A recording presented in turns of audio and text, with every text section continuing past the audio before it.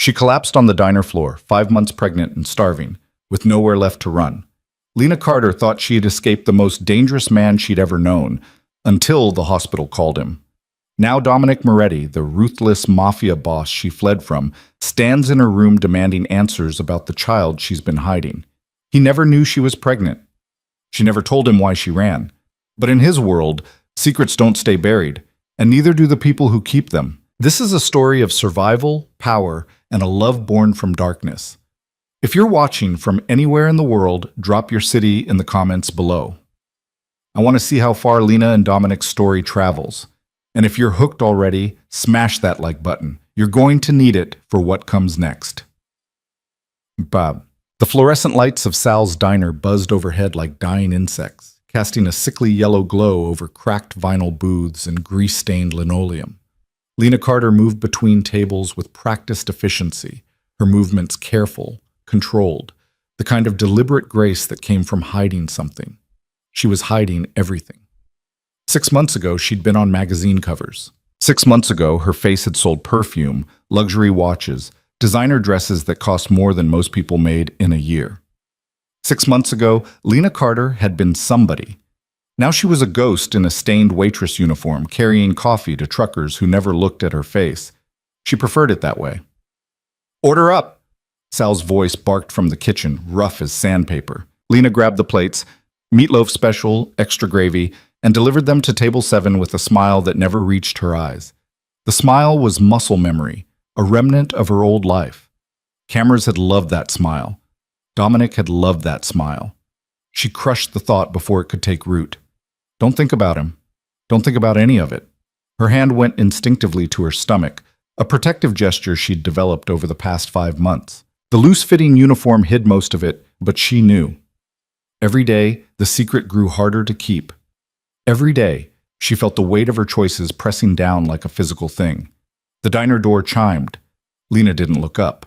Another trucker, another construction worker, another person passing through this forgettable stretch of highway on their way to somewhere better. She refilled coffee cups on autopilot, her mind elsewhere, calculating how many more shifts until rent was due, how much longer she could hide her condition, how much further she needed to run before she could finally stop.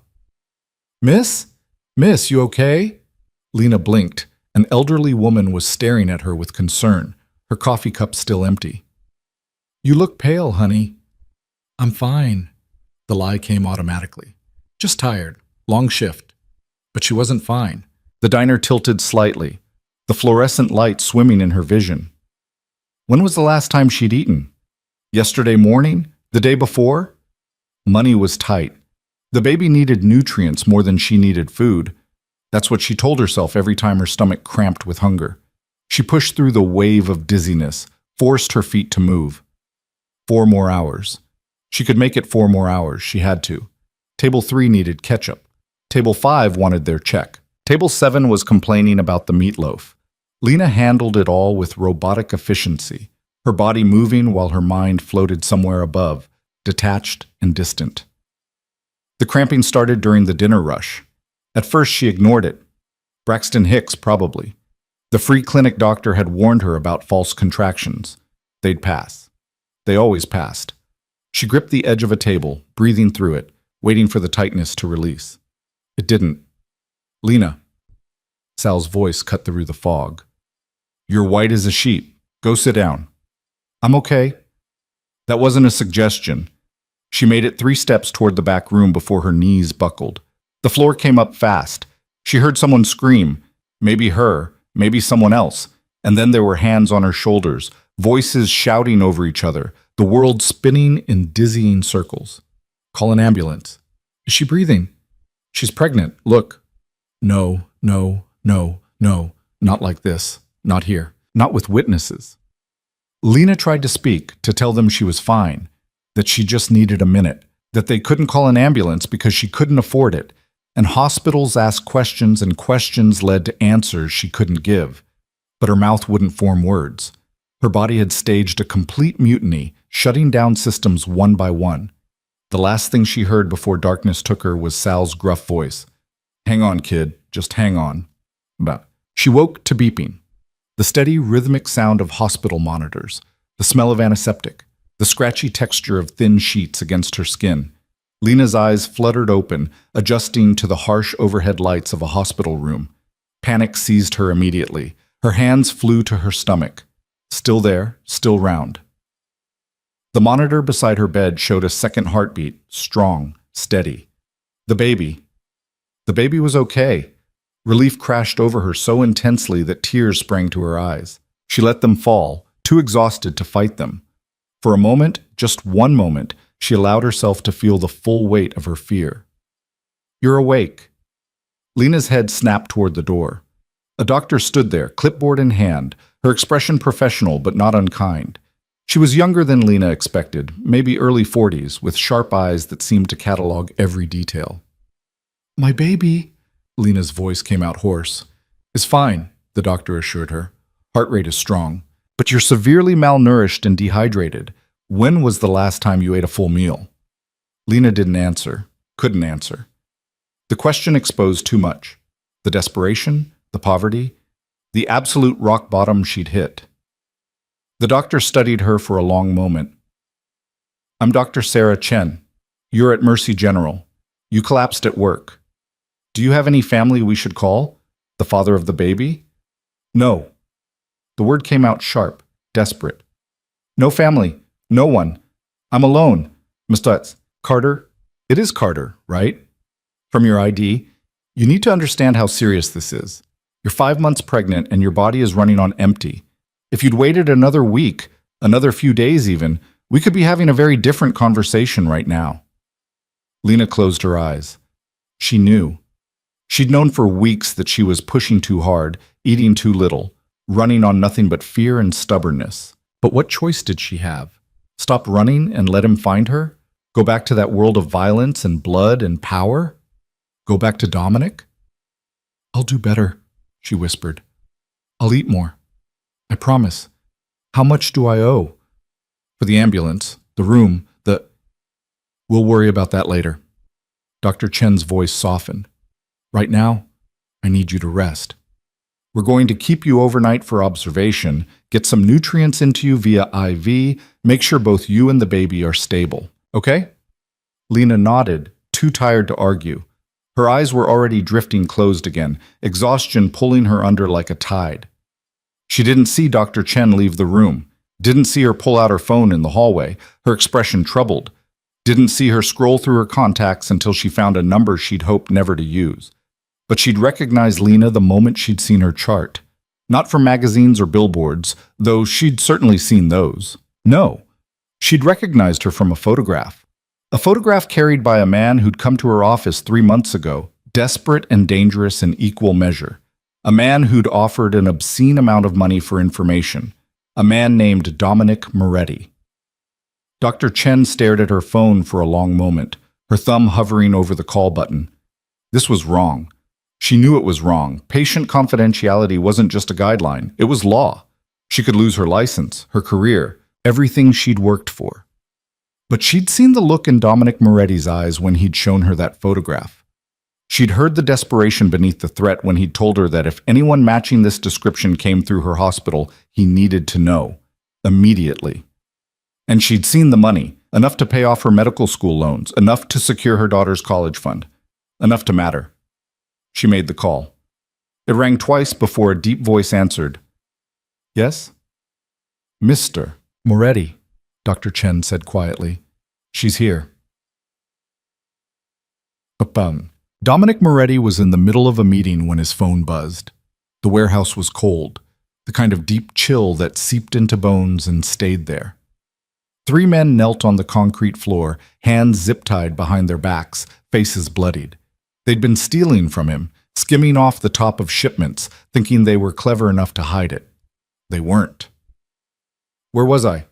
Dominic asked the room at large, his voice conversational, despite the gun in his hand. "Oh, right. Loyalty. We were discussing the importance of loyalty."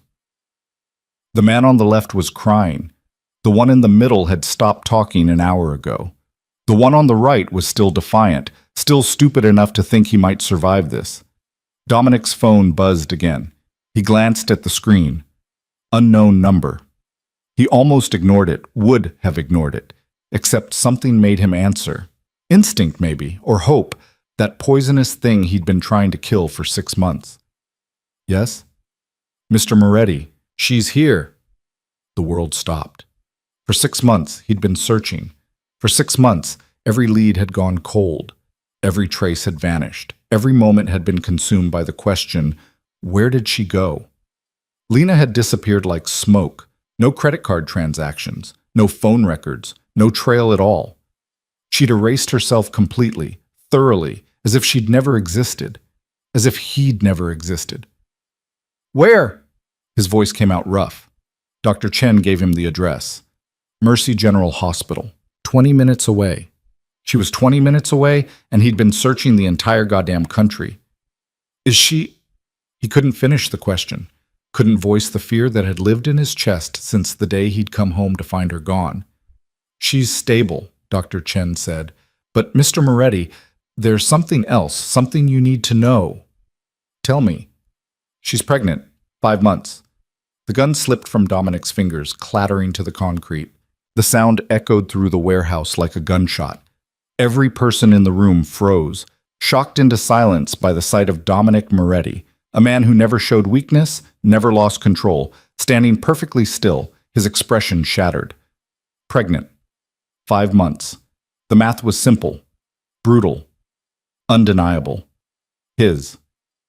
I'm on my way, he said, and ended the call.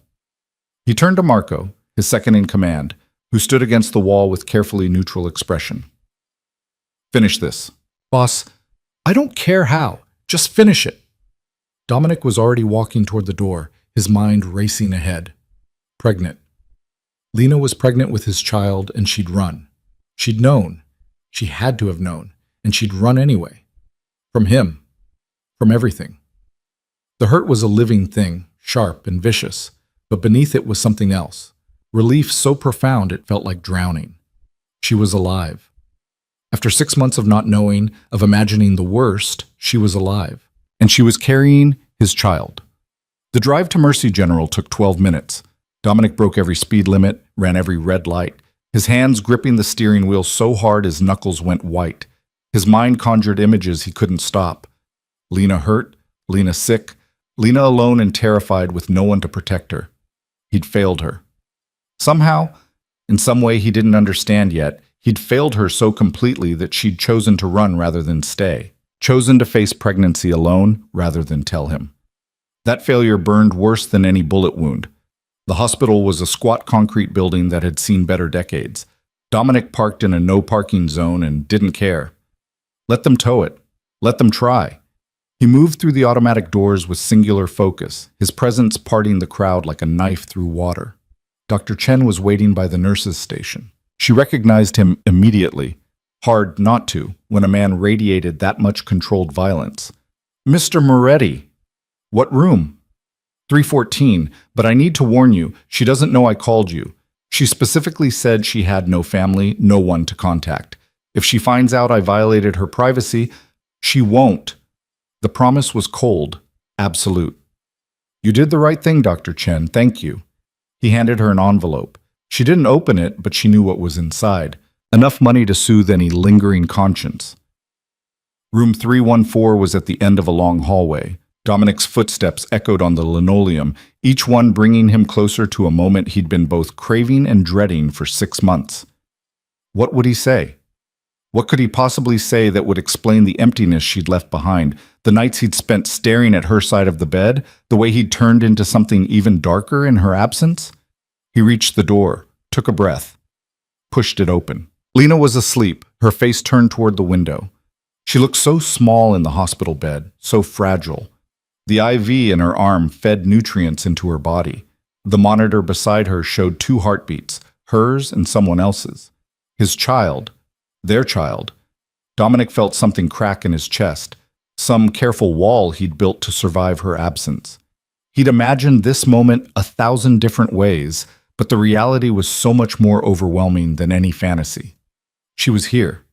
She was real. She was... Her eyes opened. For a moment, they just stared at each other. Dominic watched awareness dawn on her face, watched shock bleed into horror, watched her entire body go rigid with fear. "No," Lena whispered. "No, no, no." "Lena, how did you can't be." She was struggling to sit up, her hands trembling as they clutched at the sheets. "You can't be here, you can't." "I'm not going anywhere." His voice came out harder than he intended. 6 months of fear and anger and grief compressed into 4 words. Lena's breathing was coming faster now, her eyes darting to the door like she was calculating escape routes. Even now, even here, attached to an IV in a hospital bed, she was thinking about running. The realization was a knife between his ribs. "The doctor called you," she said, her voice hollow. "She had no right. She did what was right. You collapsed. You're malnourished. You're—" He couldn't say it, couldn't voice the accusation burning in his throat. "You're pregnant with my child and you didn't tell me. It's none of your business." The words hit like a physical blow. "None of my business?" Dominic moved closer to the bed, his control fraying. "You disappear for 6 months without a word. No note, no explanation, nothing. I searched everywhere. I thought you were dead. I thought—" His voice broke. "And now I find out you're pregnant? 5 months pregnant? Don't." Lena's hand went protectively to her stomach. "Don't you dare! Is it mine?" Silence. The question hung in the air between them, poisonous and necessary. Dominic knew the answer. The timeline made it obvious, but he needed to hear her say it, needed her to acknowledge this one thing she couldn't deny. "Yes." The word was barely a whisper. Something violent and possessive surged through him. "Then it is absolutely my business. I don't want you here." "Too bad." Lena's eyes flashed with anger, and for the first time since he'd walked into the room, she looked like herself.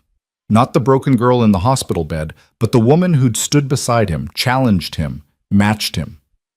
"You don't get to just show up and take over. I left for a reason, Dominic." "What reason?" He was shouting now, all pretense of control abandoned. "What possible reason could make you think running was better than staying? Better than telling me about our child?" "Because your world is violence." The words exploded out of her. "Because every day with you was wondering if it would be the last. Because I watched you kill a man in our kitchen and you didn't even blink. Because I can't raise a child in that darkness." The accusation was a gut punch. The man in the kitchen, that had been 3 days before she left. An enemy who'd broken into their home, who'd come for Dominic and found Lena instead. Dominic had killed him without hesitation, brutally, while Lena watched. He'd thought he was protecting her. He'd thought she understood. "That man would have hurt you," Dominic said quietly. "I know." Lena's voice cracked. "I know, and that's what terrifies me. That in your world, that's just another Tuesday. That violence is normal.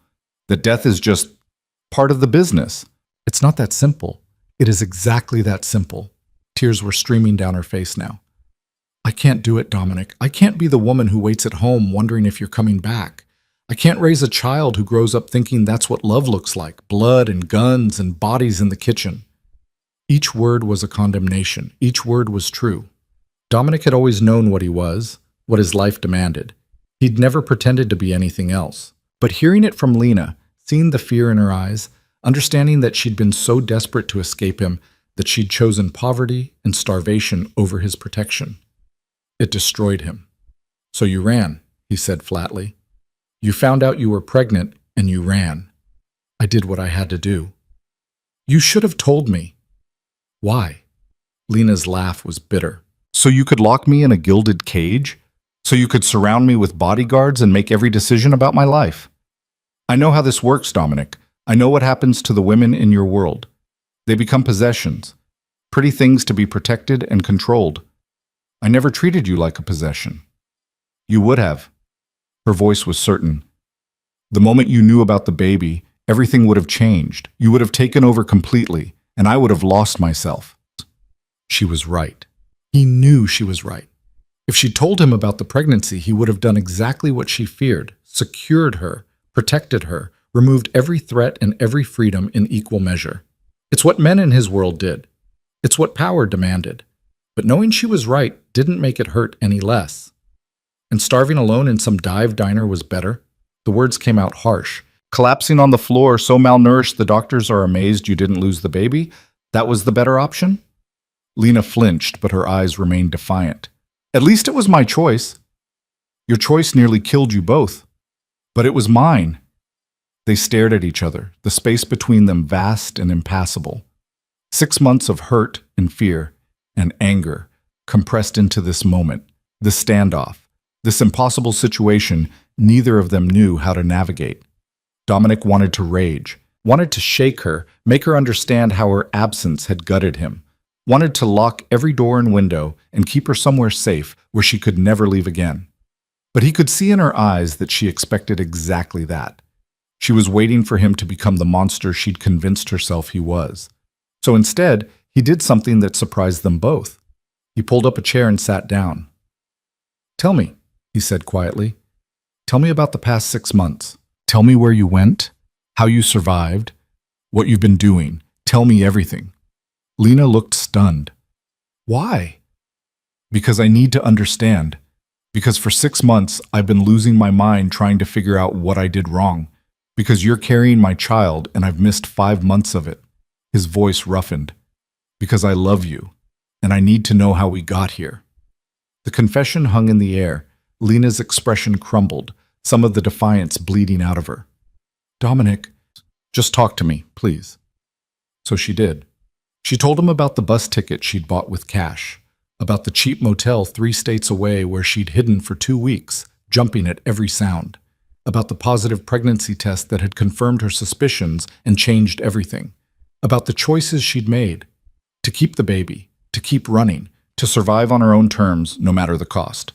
She told him about the jobs, waitressing, cleaning houses, anything that paid cash and asked no questions, about sleeping in her car when rent was too expensive, about the free clinic where a kind nurse had given her prenatal vitamins and advice without judgment. She told him about the fear, the constant grinding fear that he would find her, that his world would swallow her whole, that her child would grow up surrounded by violence and death and casual cruelty. And she told him about the loneliness, the night she'd lain awake, her hand on her growing belly, wondering if she'd made a terrible mistake, wondering if running had been courage or cowardice, wondering if maybe, somehow, there could have been another way. Dominic listened to all of it without interrupting. Each confession was a wound, but he took them all, let them cut deep, let himself feel the full weight of what she'd endured because of him. When she finally fell silent, exhausted from the weight of it all, he asked the question that mattered most. "Do you regret it? Running?" Lena was quiet for a long time. "I don't know," she finally whispered. "I thought I was protecting our baby, protecting myself, but looking back now, lying here," she touched her stomach, "I don't know if I was brave or just stupid." "You were scared." "I'm still scared." Her eyes met his. "Your world hasn't changed, Dominic. You haven't changed, and I still don't know how to reconcile the man I love with the things you do." There it was, the truth they'd both been dancing around. She loved him, but she feared his world more. "What if I could change?" The words came out before he'd fully thought them through. Lena's laugh was hollow. "You can't. Men like you don't just walk away from the life." "I didn't say walk away, I said change." Dominic leaned forward, his elbows on his knees. "What if I could make it safer? What if I could build something that didn't require blood in the kitchen?" "That's not how your world works." "Then maybe it's time to change how my world works." She was staring at him like he'd grown a second head. "You're talking about restructuring your entire operation, your entire life. Dominic, that's necessary," he finished. "If I want you, if I want our child, if I want a future that isn't you running every time things get dark." He reached out slowly, giving her time to pull away, and took her hand. "I lost you once. I won't make the same mistakes again." Lena's fingers curled around his, tentative but real. "I can't go back to how things were." "I'm not asking you to. I'm asking you to help me figure out what comes next." He lifted her hand to his lips, pressed a kiss to her knuckles. "I'm asking you to give me a chance to be the man you need, the father our child deserves." "I don't know if that's possible." "Neither do I," he admitted, "but I know I have to try. Because the alternative, losing you again, not knowing my child, That's not an option I can survive. Tears spilled down Lena's cheeks. You're asking me to trust you. I'm asking you to let me earn it back. The monitor beeped steadily beside them, marking 2 heartbeats in perfect rhythm. Outside the hospital room, the world continued, violent and complicated and utterly unaware that in this moment, everything was changing. Lena looked at their joined hands, then at her stomach, then back at Dominic, the man who terrified her and loved her in equal measure, the father of her child, the monster, and the man. Okay, she whispered. But if this goes wrong, if you can't change, if your world comes for us, I will run again. And next time, you won't find me. It wasn't forgiveness. It wasn't even acceptance. But it was a chance, and Dominic would take it. You won't need to run, he promised, because I won't let anything touch you, either of you, whatever it takes. He meant it. And as Lena's eyes finally drifted closed, exhausted from everything, Dominic sat vigil beside her bed and began planning. Not revenge or retaliation, but something far more dangerous. Transformation. For the first time in his life, Dominic Moretti was going to try to be more than the sum of his sins. He was going to build something worth staying for. He just hoped he wasn't already too late. The penthouse overlooked the city like a throne overlooking a kingdom. Floor-to-ceiling windows framed the skyline in glass and steel, the lights below scattered like fallen stars. Lena stood at those windows now, her reflection ghostly in the darkened glass, and wondered how she'd ended up here again. 3 days had passed since Dominic walked back into her life. 3 days since the hospital, since the tears, since the fragile promise of change.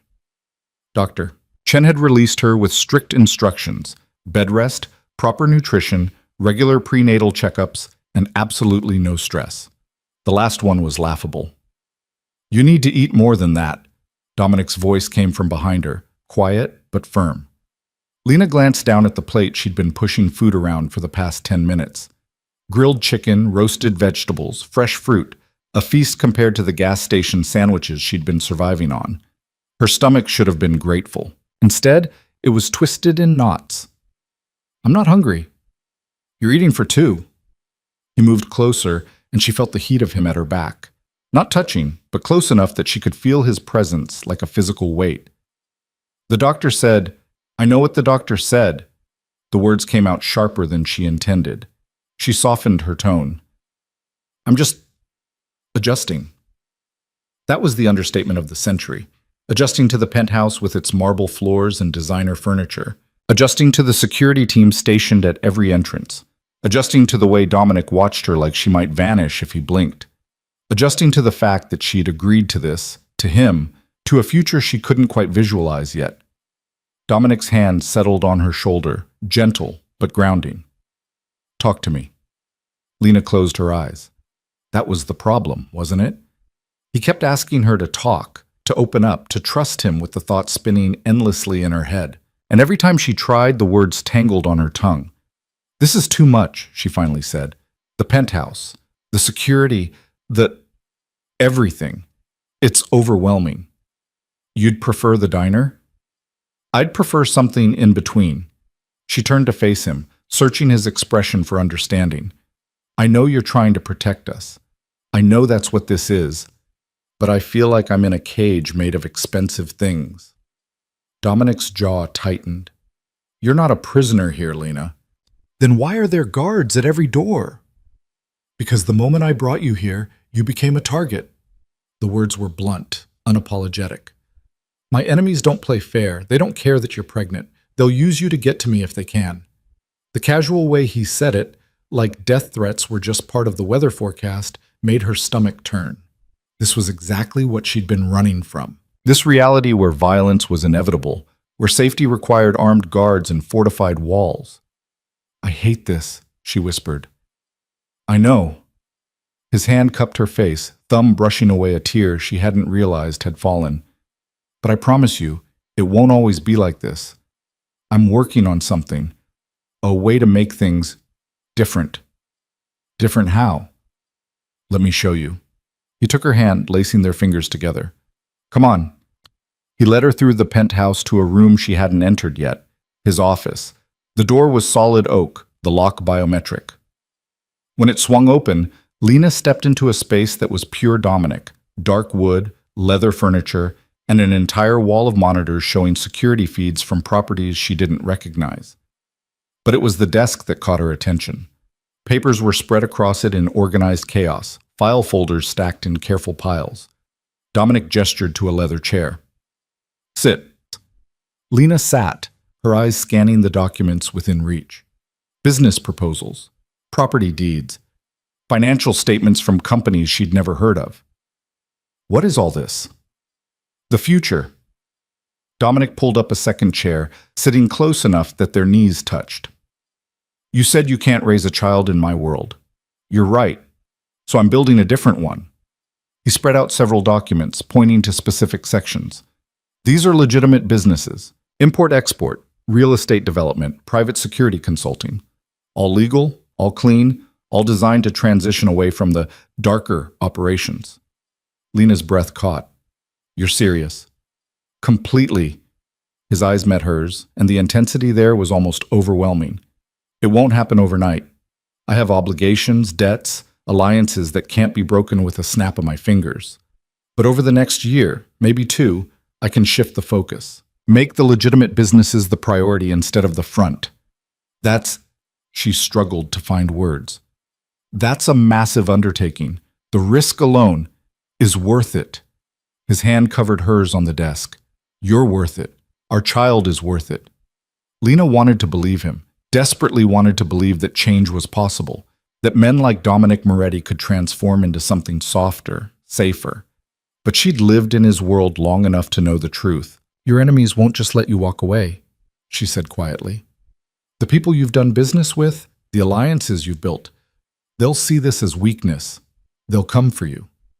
Let them." The words were cold steel. "I've survived worse. But I haven't." The admission hurt to voice. "Neither has our baby.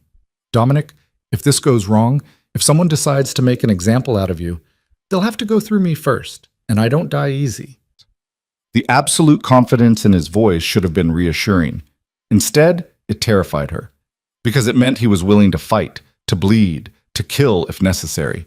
The violence she'd been running from wasn't going anywhere.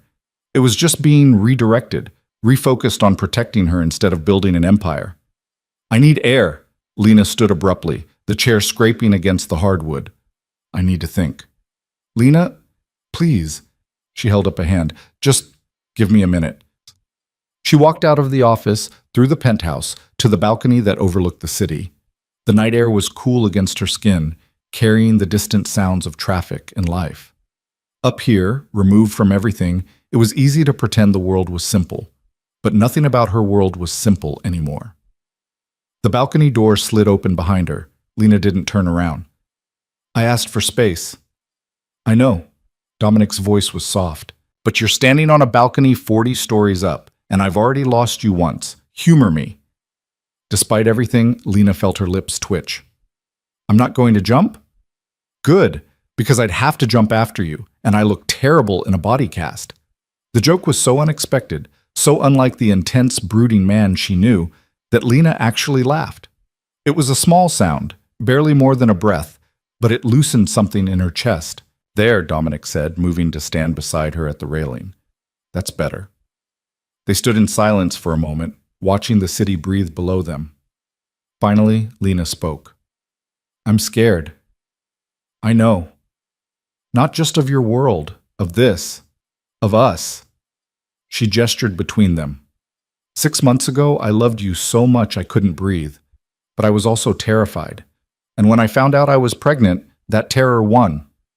And now? Now I'm still terrified, but I'm also exhausted from running, from being alone, from pretending I don't still love you even though I should know better. Dominic turned to face her fully. "Loving me isn't stupid, Lena. Isn't it?" She met his eyes. "You kill people. You hurt people. You've built an empire on fear and violence. Those aren't things that just disappear because you file some business paperwork." "No," he agreed. "They're not. And I won't lie to you and say I'm suddenly a different man. I've done terrible things. I'll probably do more terrible things before this is over, but I'm trying to build a future where those things aren't necessary anymore, where our child doesn't have to grow up wondering if daddy's coming home. What if you can't? The question was barely a whisper. What if your past won't let you go? Then I'll fight it. His hands framed her face, forcing her to hold his gaze. I'll fight every enemy, every obligation, every piece of darkness that tries to pull me back, because you and our baby are worth more than any empire, more than any amount of power or money or control. Lena felt tears building again. She seemed to cry constantly these days. Pregnancy hormones, Dr. Chen had said, though Lena suspected it had more to do with emotional whiplash. I want to believe you.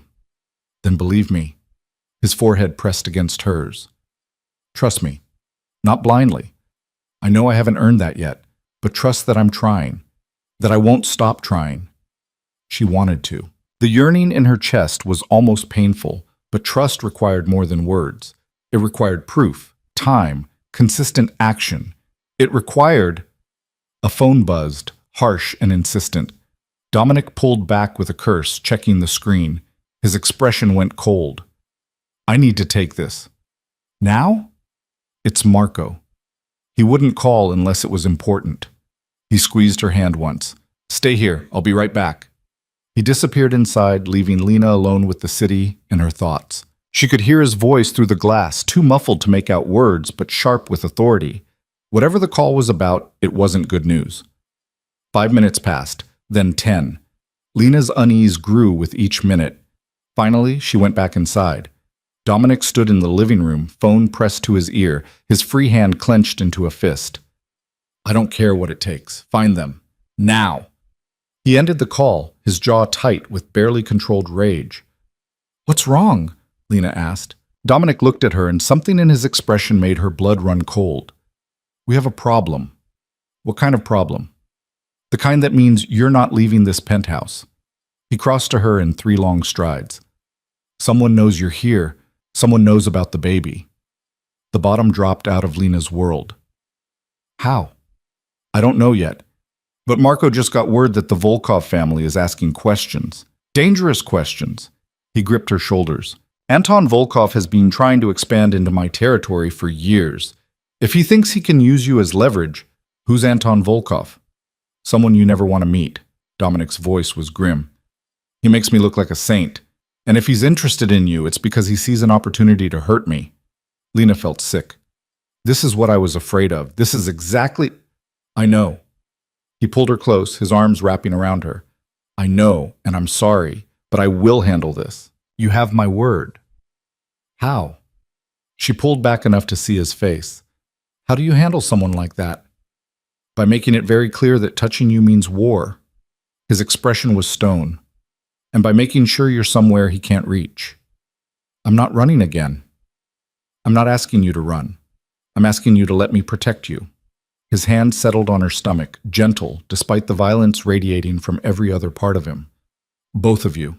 Lena looked up at the man she loved and feared in equal measure, and made a choice, not because she trusted his world, but because she trusted him.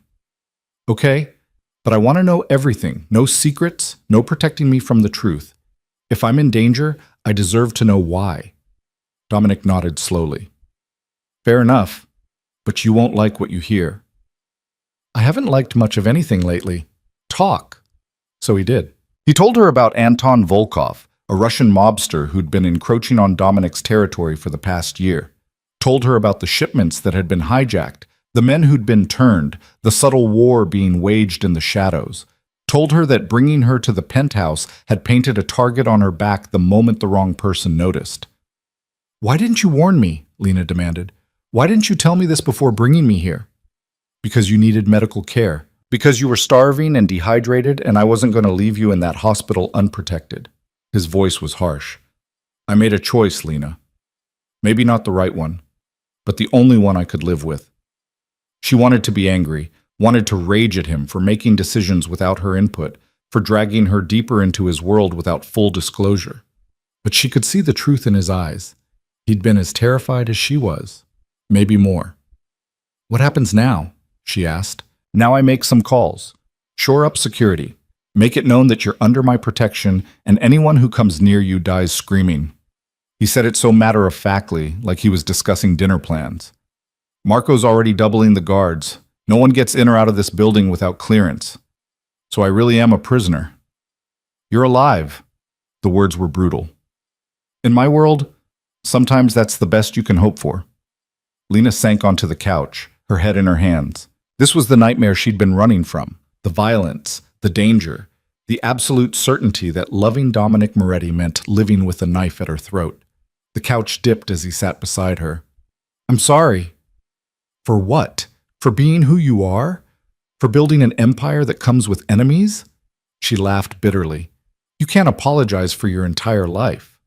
"No, but I can apologize for dragging you into it." His hand found hers.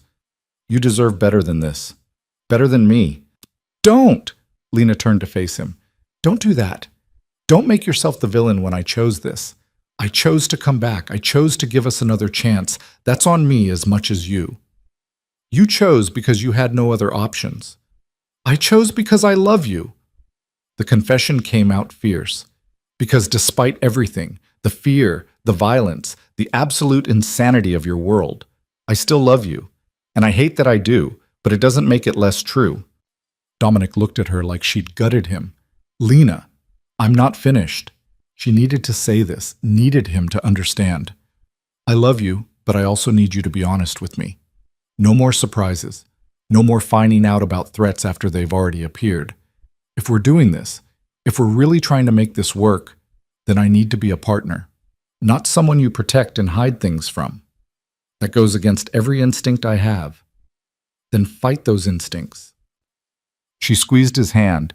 "Because I can't live in the dark anymore. I won't." Dominic studied her for a long moment, and Lena could see the war happening behind his eyes. The man who'd built an empire on control and secrecy versus the man who wanted to give her what she needed. Finally, he nodded. "Okay, no more secrets. Thank you. Don't thank me yet." He stood, pulling her up with him. "Because what I need to do next isn't going to be pretty." "What do you need to do? Send a message?" His expression went cold. "Make it clear that you're off limits, permanently." Lena's stomach twisted. "What kind of message?" "The kind that ends with bodies in the river." He said it without inflection, without remorse. "Anton needs to understand that touching you means extinction, not just for him, but for everyone he loves." This was the man she'd run from. The one who spoke of death like other people spoke of weather. The one who could flip from gentle to lethal in a heartbeat. But he was also the man standing between her and people who would use her baby as leverage. The man who'd spent 6 months searching for her. The man who was trying, however imperfectly, to build something better. "Will it work?" she asked quietly. "It'll work." The certainty in his voice was absolute. "Because if it doesn't, we'll already be dead." The bluntness of it stole her breath. "That's supposed to be reassuring?" "That's supposed to be honest." He touched her face, his thumb tracing her cheekbone. "You wanted the truth. That's the truth. In my world, you respond to threats with overwhelming force. You make the cost of attacking you so high that no one's willing to pay it. And if someone's willing to pay it anyway, then I kill them. Simple, direct, terrifying. And everyone they've ever cared about." Lena closed her eyes. "I don't know how to reconcile this. The man who promises to change with the man who just threatened genocide." "I'm both." Dominic's voice was quiet. "I'm the man who wants to give you a safe, normal life. And I'm the man who will burn the world down if that's what it takes to protect you. Those things aren't contradictory, Lena. They're the same thing from different angles." She understood what he was saying. Understood that his violence, his ruthlessness, his absolute willingness to do terrible things, all of it came from the same place as his love. That in his mind, protection and destruction were two sides of the same coin, but understanding didn't make it easier to accept. "I need to lie down," she said finally. "This is a lot." "Of course." Dominic guided her toward the bedroom, his hand steady at the small of her back. "Rest. I'll handle everything." That was the problem, wasn't it? He would handle everything, make all the decisions, take all the actions, wage all the wars, and she would be here, safe and protected and completely powerless. But as exhaustion pulled at her, Lena couldn't muster the energy to fight it. She let him tuck her into bed, let him press a kiss to her forehead, let him promise that everything would be okay. She just wished she believed him. When she woke hours later, the penthouse was dark. Lena checked the bedside clock, 2 in the morning. She'd slept through dinner, through the evening, through whatever plans Dominic had set in motion. The bed beside her was empty. Lena sat up slowly, her body protesting. Her back ached, her feet were swollen, and the baby was doing gymnastics against her ribs. All normal pregnancy complaints, Dr. Chen had assured her. All temporary. Everything about her life felt temporary right now. She found Dominic in his office, exactly where she expected. He sat at his desk, multiple phones lined up in front of him, his computer screen casting harsh blue light across his features. He looked exhausted, dangerous, and absolutely focused. "You should be sleeping," Lena said from the doorway. Dominic's head snapped up. "So should you." The baby had other ideas. She moved into the room, noting the tension in his shoulders. "What are you doing?" "Making arrangements." He gestured to the phones, calling in favors, issuing warnings, making sure everyone knows that you're untouchable. Everyone meaning everyone who matters. Every family, every organization, every independent operator who might think they can use you. He leaned back in his chair. "By morning, half the criminal underworld will know that Lena Carter is under my protection. The other half will know by noon." "And Anton Volkov?" "Gets a special delivery." Dominic's smile was cold. "One of his lieutenants made the mistake of asking questions about you to the wrong person. Marco's handling the response." Lena didn't ask what that response entailed. She wasn't sure she wanted to know. "Will this end it?" "It'll make him think twice." Dominic stood, crossing to her. "Anton's ambitious, but he's not stupid. He knows I have resources he doesn't, alliances he can't match. And now he knows I have something worth protecting, which makes me more dangerous, not less. How does that work? Because a man with nothing to lose is unpredictable, but a man protecting something he loves." Dominic's hand settled on her stomach. "That man is absolutely ruthless. He'll do anything, sacrifice anyone, cross any line to keep his family safe." The baby kicked against his palm, a tiny flutter of movement. Dominic's expression transformed, the coldness melting into something softer, almost vulnerable. "Did you feel that?" Lena asked. "Yeah." His voice was rough. That's our baby." "Our daughter, probably."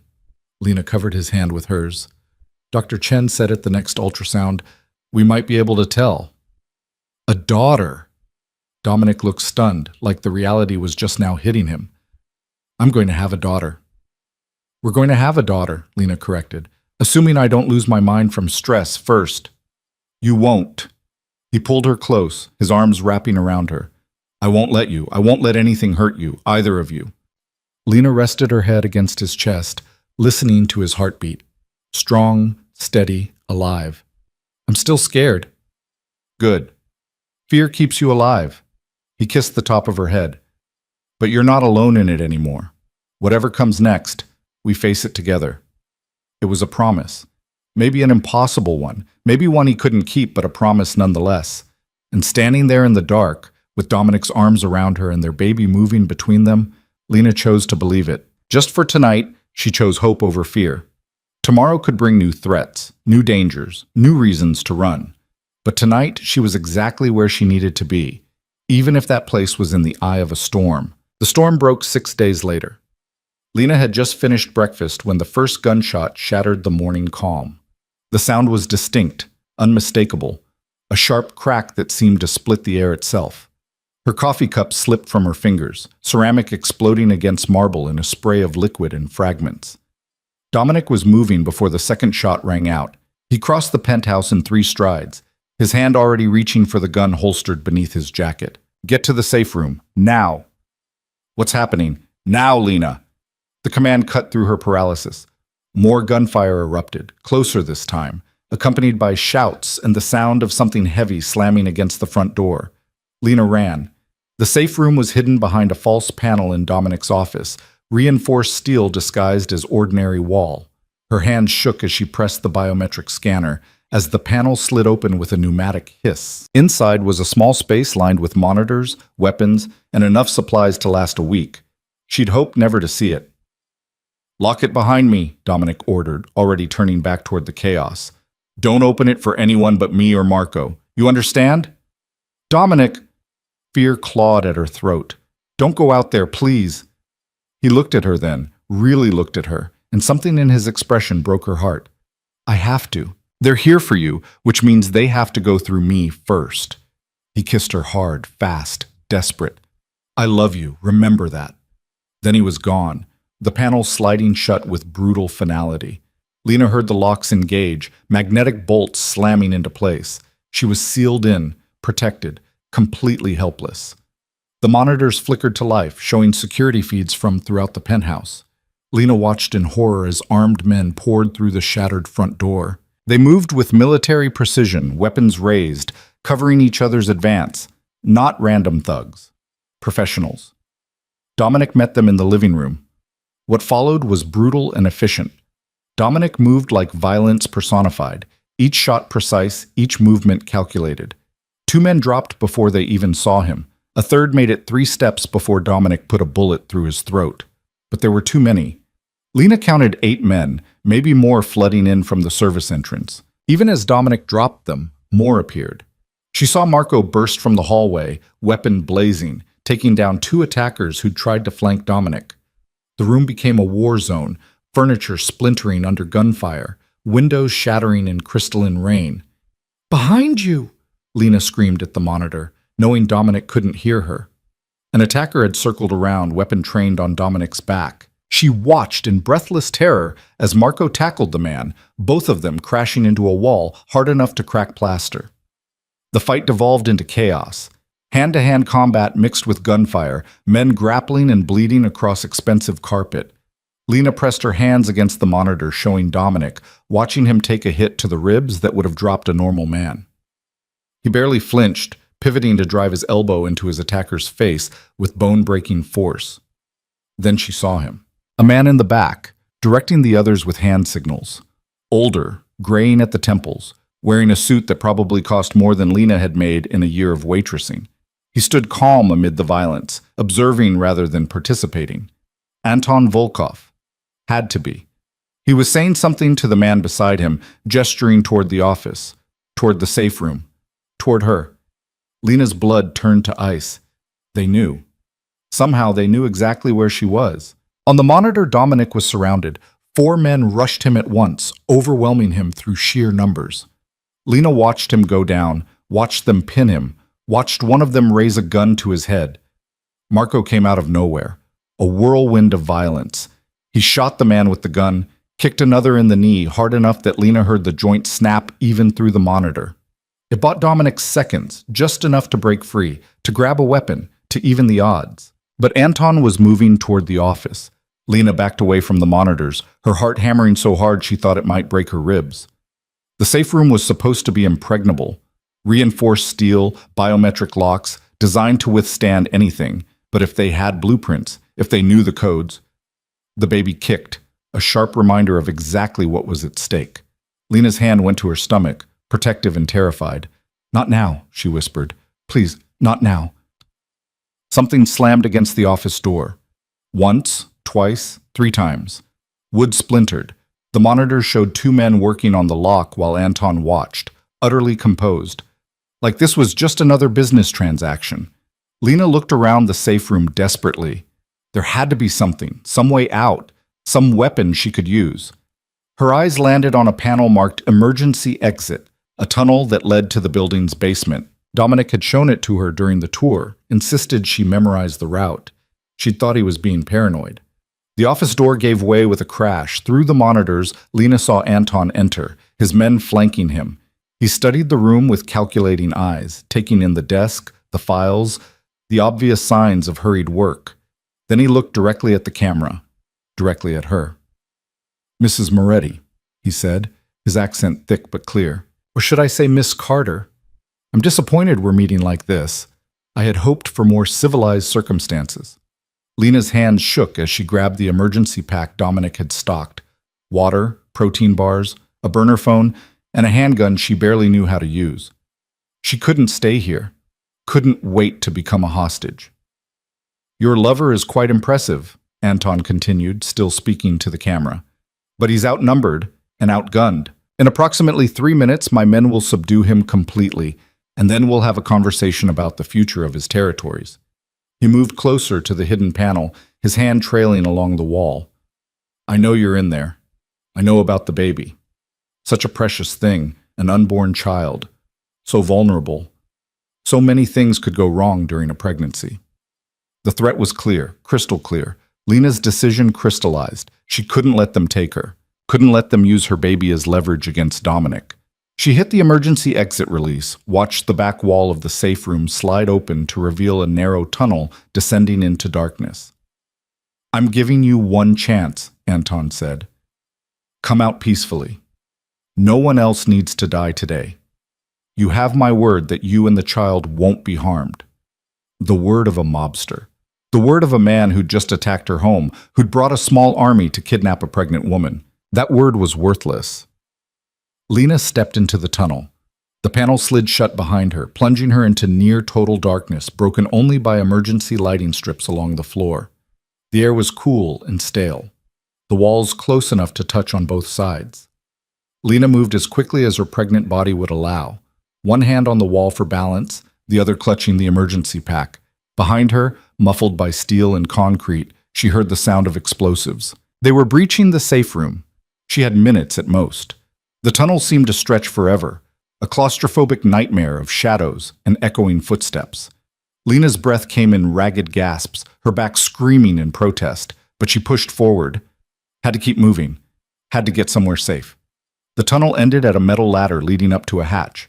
Lena climbed awkwardly, the pack banging against her hip, her swollen belly making every movement a struggle. The hatch opened into the building's basement parking garage, dim and empty except for a few scattered vehicles. Lena emerged into fluorescent-lit concrete, looking around frantically for an exit. The garage had 3 levels, each one a maze of support columns and parked cars. She needed to get to street level, needed to disappear into the city before Anton's men realized she'd escaped. The burner phone in the pack only had 3 numbers programmed. Dominic's personal line, Marco's backup, and a third number labeled simply emergency. Lena hit the third option as she half ran, half stumbled toward the exit ramp. It rang once before a woman's voice answered. "Safe house protocol? Authentication?" Lena's mind blanked. Dominic had made her memorize a code phrase, had drilled her on it repeatedly. What was it? What was... "Nightingale?" she gasped. "The code is Nightingale." "Confirmed. Location?" "Building basement. I don't know how many, but they're coming. Vehicle is en route. Black SUV, license plate Echo 77 Tango Mike. Driver will say, 'Morning Glory.' You respond, 'Evening Star.' Do not get in any other vehicle. Understood?" "Understood." Lena kept moving, her eyes scanning for threats. The parking garage felt like a trap, every shadow a potential enemy. "Stay on the line," the woman instructed. "I'm tracking your phone. Help is 2 minutes out." 2 minutes felt like an eternity. Lena made it to the exit ramp, staying close to the wall, trying to make herself as small as possible. Her whole body ached, muscles protesting the exertion. The baby was kicking frantically, responding to her mother's fear. "I'm sorry," Lena whispered, her free hand on her stomach. "I'm so sorry. We're going to be okay. We have to be okay." The sound of footsteps echoed from somewhere above. Multiple sets, moving fast. They'd discovered her escape route. "They're coming," Lena told the woman on the phone. 30 seconds. "Can you make it to street level?" Lena looked up the ramp. 20 feet, maybe 30. Steep incline, no cover. If they caught her there... She ran. Every step was agony. Her back seized, her legs trembled, but she forced herself forward. Almost there. Almost... A black SUV screeched around the corner at the top of the ramp, heading straight for her. Lena froze, trapped between the vehicle and the men surely closing in from behind. The SUV stopped 5 feet away. The driver's window rolled down, revealing a woman with steel gray hair and sharp eyes. Morning Glory, Evening Star. Lena practically fell into the back seat. The driver hit the gas before Lena even got the door closed, the SUV accelerating up the ramp and into daylight. Lena looked back through the rear window. 3 men burst onto the ramp, weapons drawn. One of them raised a gun, tracking the SUV. The driver took a corner hard enough to throw Lena against the door. More turns followed, each one calculated to break line of sight, to lose any potential followers. After 5 minutes of evasive driving, the woman finally spoke. "I'm Sarah. I work for Mr. Moretti. You're safe now." "Is he—" Lena couldn't finish the question. "The penthouse, they attacked. I don't know if—" "He's alive." Sarah's eyes met Lena's in the rear-view mirror. "Mr. Volkov's men are in retreat. The boss is injured but stable." "Injured how badly?" "Stable," Sarah repeated, which wasn't an answer at all. "We're taking you to a secure location. Doctor's already waiting to check you and the baby."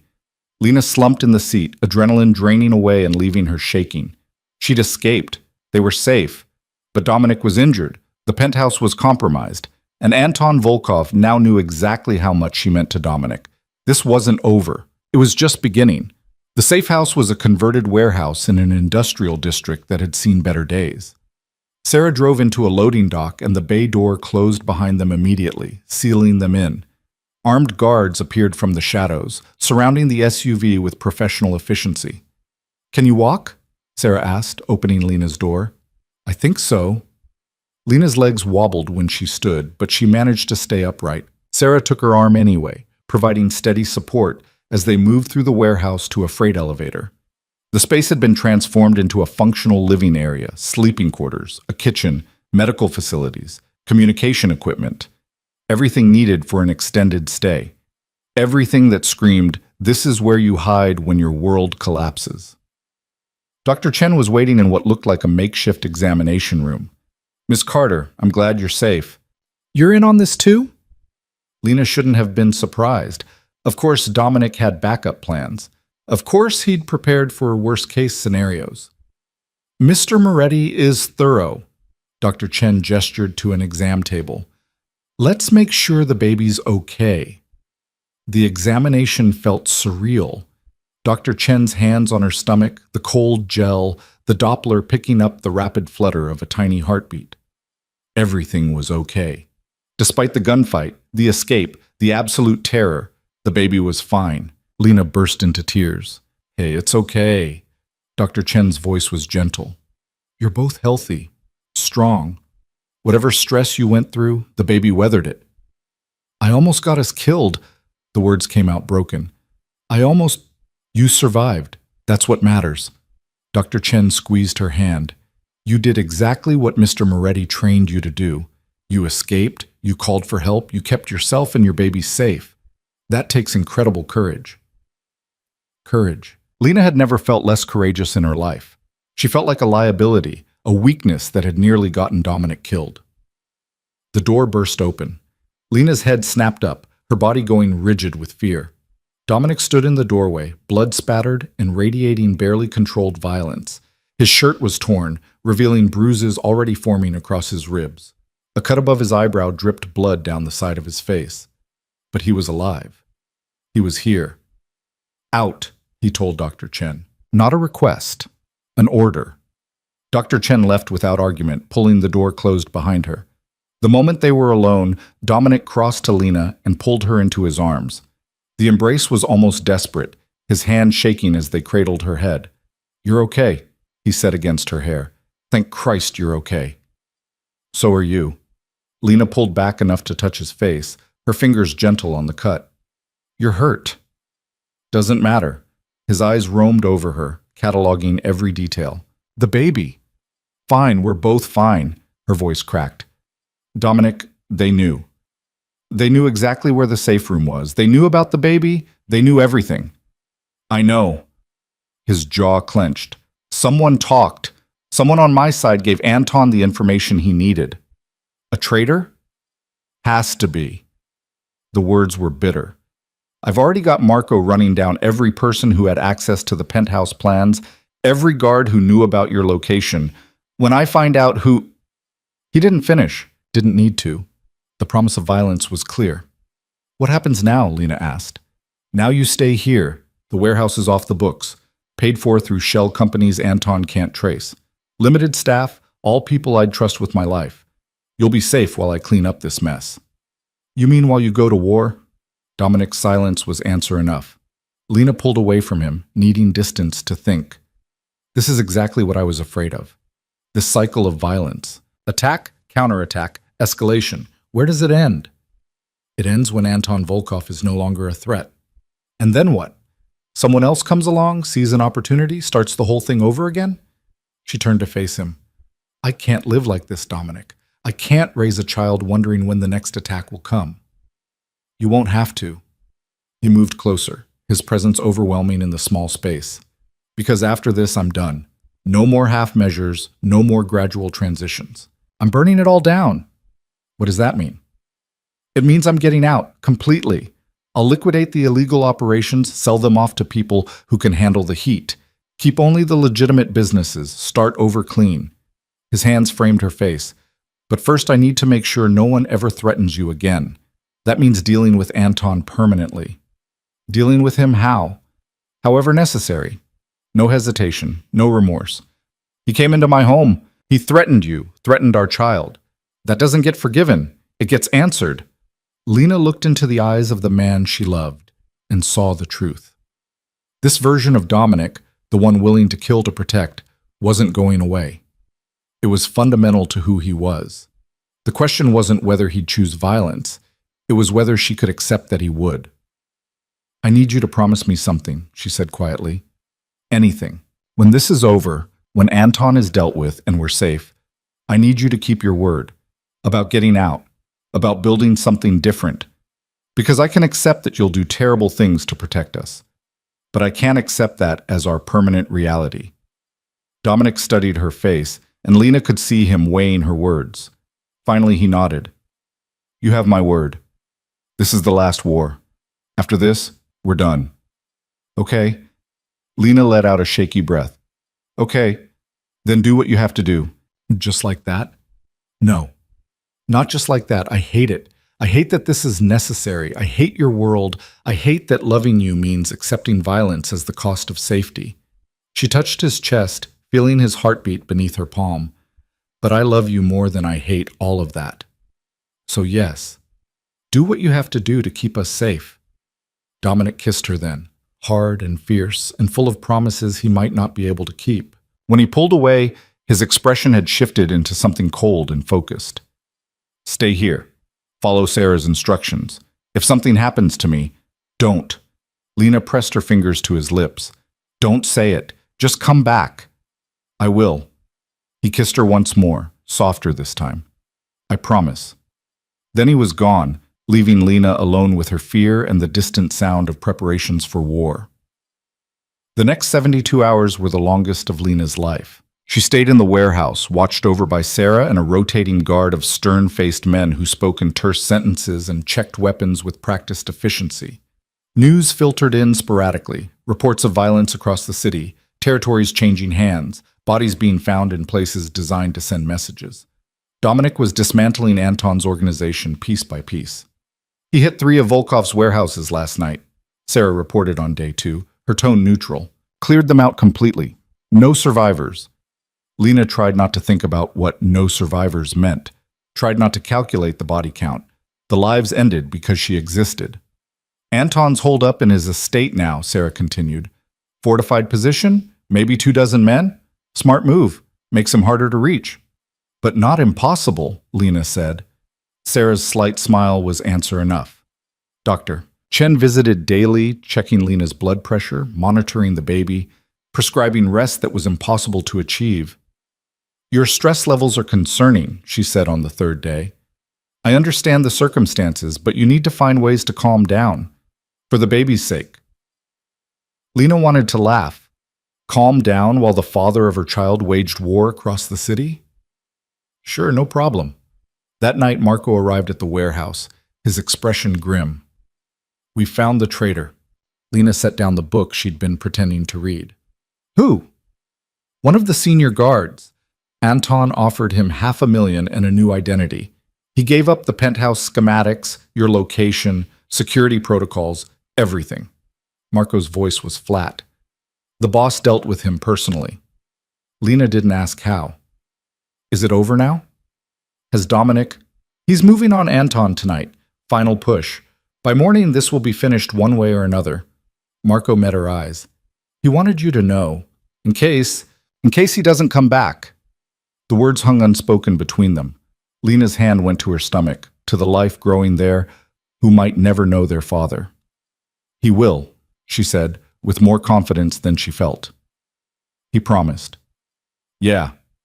Marco headed for the door. The boss is good at keeping his promises. After he left, Lena couldn't sit still.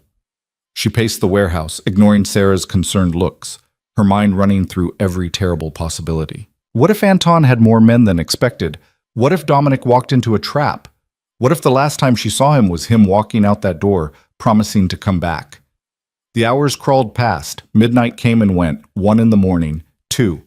Lena refused to sleep, refused to miss the moment when news arrived. Good or bad, she needed to know. At 3:17, the warehouse's bay door opened. Lena was on her feet instantly, her heart in her throat. A black SUV pulled in, identical to the one that had rescued her. The back door opened. Dominic stepped out.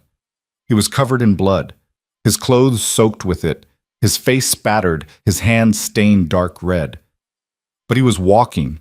He was alive. He was here. Lena ran to him, not caring about the blood, not caring about anything except the fact that he'd come back. Dominic caught her, his arms wrapping around her despite the gore coating his skin. It's done, he said quietly. It's over, Anton. Dead. His entire organization is scattered. The ones who survived are running as far and fast as they can. Dominic pulled back to look at her. You're safe now, truly safe. No one's coming for you. Lena searched his face, looking for signs of injury, of pain. Are you hurt? None of this is mine, he gestured to the blood. I'm fine. We're fine. The we encompassed so much. Him and Lena, him and the baby, the future they were building from the ashes of his old life. Lena felt tears building, relief and horror mixing into something overwhelming. I need to clean up, Dominic said. Then we need to talk about what comes next. What came next was a new life, a different life, one built on the graves of their enemies, but a life nonetheless. And for the first time since this nightmare began, Lena let herself believe it might actually be possible. The shower ran for 20 minutes before Dominic finally emerged, his skin scrubbed raw, the blood washed away, but not the weight of what he'd done. Lena waited in the small bedroom Sarah had set up for them, sitting on the edge of a bed that felt nothing like the king-sized mattress in the penthouse. Everything here was temporary, makeshift, a holding pattern until they figured out what came next. Dominic stood in the doorway, wearing clean clothes that someone had left for him, his hair still damp. He looked exhausted in a way that went beyond physical tiredness. This was the kind of exhaustion that settled into bones, into souls. Come here, Lena said softly. He crossed to her without hesitation, sinking onto the bed beside her. She took his hand, examining the raw knuckles, the bruises forming across his wrists. Evidence of violence, even if the blood was gone. Tell me, she said. You don't want to know. I need to know.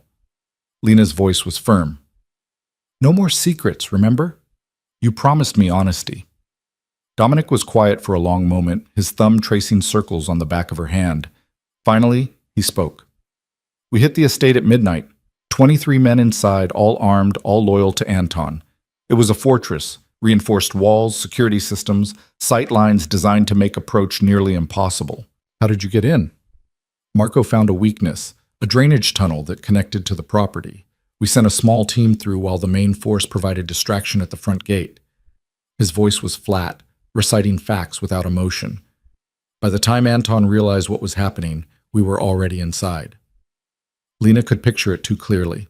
The chaos, the gunfire, men fighting and dying in expensive hallways. And Anton? Tried to run. Made it to his panic room, thought the reinforced door would save him. Dominic's jaw clenched. It didn't. We had explosives, cutting torches, time. Eventually, he had a choice, come out or suffocate when we cut off his air supply. He came out, He came out. Dominic met her eyes, and Lena saw something dark and final in his expression. I gave him a chance to beg, to explain why he thought threatening you was acceptable, to justify bringing war to my doorstep. What did he say? That it was just business, that you were leverage, nothing personal, that in our world, family is always fair game. Dominic's voice went cold. So I made it personal. I made sure his last moments were spent understanding exactly what it cost to threaten mine. Lena's stomach twisted, but she didn't look away, didn't let herself flinch from the reality of what loving Dominic Moretti meant. How many died tonight? All of them. No hesitation. I couldn't leave anyone alive who might seek revenge later. Couldn't risk someone coming back in 6 months, a year, with a grudge and a gun. 23 men, plus Anton. 24 lives ended to protect her and the baby. The math was brutal, inescapable. I'm sorry, Dominic said quietly. I know this isn't the life you wanted. I know you hoped I could change without more bloodshed, but Anton forced my hand. I know. Lena squeezed his hand. I'm not angry. I'm just processing, trying to reconcile the man sitting next to me with the one who just killed 24 people. They're the same man, Lena. They've always been the same man. I know that too. She shifted to face him fully. And that's what terrifies me. Not that you're capable of violence, but that you can separate from it so completely, that you can wash off the blood and sit here like it's just another day. Would you prefer I fell apart? There was an edge to his voice. Would it be better if I couldn't handle what needs to be done? No. Lena touched his face. I just need to know that it affects you. That killing isn't so easy you've lost part of yourself. Dominic's expression cracked, some of the careful control slipping. It's never easy. Every life I take, every choice I make that ends in death, it costs me. Maybe not in ways you can see, but I feel it, the weight of it. Then why do it? Because the alternative is losing you. Simple, direct, devastating. I'd rather carry the weight of 1,000 deaths than live with the knowledge I could have protected you and chose not to. Lena understood then, really understood. This was love in its most brutal form, not flowers and poetry, but blood and choices and the willingness to damn yourself to keep someone else safe. It wasn't the love she dreamed of as a girl, but it was the love she had. Okay, she said finally, then let's talk about what comes next. You said this was the last war. You said you were getting out. I meant it. Dominic's voice steadied. I've already started the process. Marco's handling the transitions, selling off territories to neutral parties, liquidating assets, closing down operations that can't be legitimized. It'll take time, maybe 6 months, but by the time our baby is born, I'll be out. And the people who've worked for you, the ones who depend on your organization, will be taken care of. He'd clearly thought this through. Anyone who wants out gets a severance package and references for legitimate work. Anyone who wants to stay in the life gets transferred to the buyers with their positions intact. No one gets abandoned. It was more than Lena had expected. The Dominic she'd known 6 months ago wouldn't have cared about the collateral damage of his exit. But this version, the one sitting beside her, planning a future instead of a conquest, was different. What about the legitimate businesses? She asked. They're solid. The real estate holdings alone are worth tens of millions. Add in the import-export company, the security consulting firm, the investments, we'll be more than comfortable. Wealthy, even, by normal standards. He smiled slightly. You'll never have to work in a diner again. I didn't mind the diner. The lie was automatic. She'd hated every minute of it. The grease, the exhaustion, the customers who looked through her like she was furniture. But it had been hers, her choice. Her life independent of Dominic's shadow. Liar. His smile widened. But I appreciate the sentiment. Lena laughed despite everything, the sound surprising them both. It felt strange to laugh after a night of death, after weeks of fear. But maybe that was the point. Maybe laughter was how you survived the darkness. Where will we live? She asked. The penthouse is compromised. I'm buying a house, something outside the city, with land around it. Space for the baby to grow up without being surrounded by concrete and danger. Dominic pulled out his phone, showing her photos of a sprawling estate with gardens and a view of rolling hills. It's remote enough for privacy, but close enough to the city for business. What do you think? Lena studied the images, trying to picture herself there. Picture a nursery, a life, mornings without looking over her shoulder. It's beautiful. It's safe. The distinction mattered to him. High walls, advanced security, but discreet. It won't feel like a fortress. When can we move in? 2 weeks. I'm having renovations done, security upgrades, a nursery, whatever you want. He pocketed the phone. We can go look at it tomorrow if you're feeling up to it. Tomorrow felt impossibly far away and terrifyingly close. Tomorrow meant starting to build the life they'd been promising each other. Tomorrow meant trusting that the danger had really passed. I'm scared, Lena admitted, that this isn't really over, that someone else will come along, see an opportunity, start the whole cycle again. They won't. The certainty in Dominic's voice was absolute. What happened to Anton sends a message to everyone in this world. You don't touch what's mine, ever. The cost is too high. But you're getting out. Won't that make you look weak? I'm not getting out because I'm scared or beaten. I'm getting out because I'm choosing something else. There's a difference. He stood, pulling her up with him. People respect strength. I just demonstrated mine in the most brutal way possible. Now I'm demonstrating control by walking away on my terms. Lena wanted to believe him, wanted to trust that the future he was painting was actually achievable. But her past 6 months had been defined by running and hiding. Trust didn't come easy anymore. I need you to promise me something else, she said. What? If it doesn't work, if getting out proves impossible, if the violence doesn't stop, I need you to let me go. Let me and the baby disappear somewhere you can't find us. The request hit Dominic like a physical blow. You're asking me to give you up.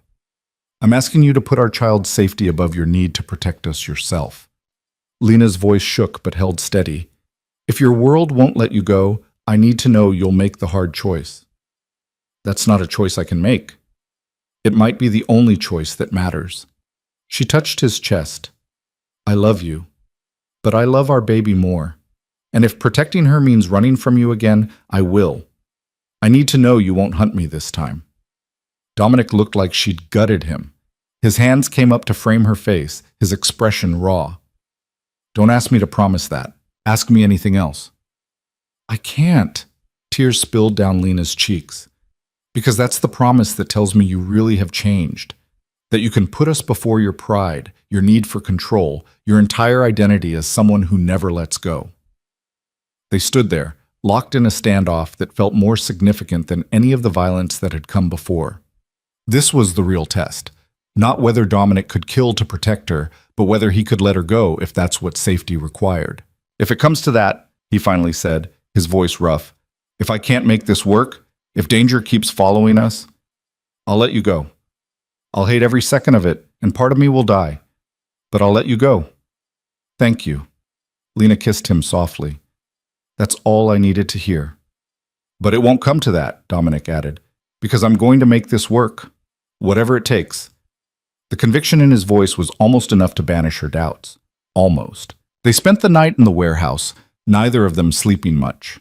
Lena dozed fitfully, her dreams filled with gunfire and blood. Every time she jerked awake, Dominic was there, watching over her with the vigilance of someone who'd learned that safety was never guaranteed. Morning came gray and cold. Sarah brought breakfast, eggs, toast, fresh fruit, and news that the house was ready for viewing if they wanted to go. Is it safe? Lena asked. Completely, Sarah assured her. We've swept the entire property 3 times. No surveillance, no threats, no sign of any hostile interest. It's as secure as we can make it. The drive took 40 minutes, winding through increasingly rural roads until they reached a private gate. The house sat at the end of a long driveway, surrounded by acres of carefully maintained grounds. It was beautiful in an understated way. Stone and wood, large windows, architecture that spoke of wealth without screaming it. What do you think? Dominic asked as they pulled up to the front entrance. It's perfect. Lena meant it. The house felt like a sanctuary, removed from the chaos of the city, peaceful in a way she hadn't experienced in months. Inside was even better. Hardwood floors, high ceilings, rooms filled with natural light. The master bedroom had a view of the gardens. The kitchen was modern but warm, and upstairs, overlooking the back lawn, was a nursery. Someone had already started decorating. A crib stood in one corner, white and delicate. The walls were painted a soft yellow, neutral and cheerful. A rocking chair sat by the window, positioned to catch the afternoon sun.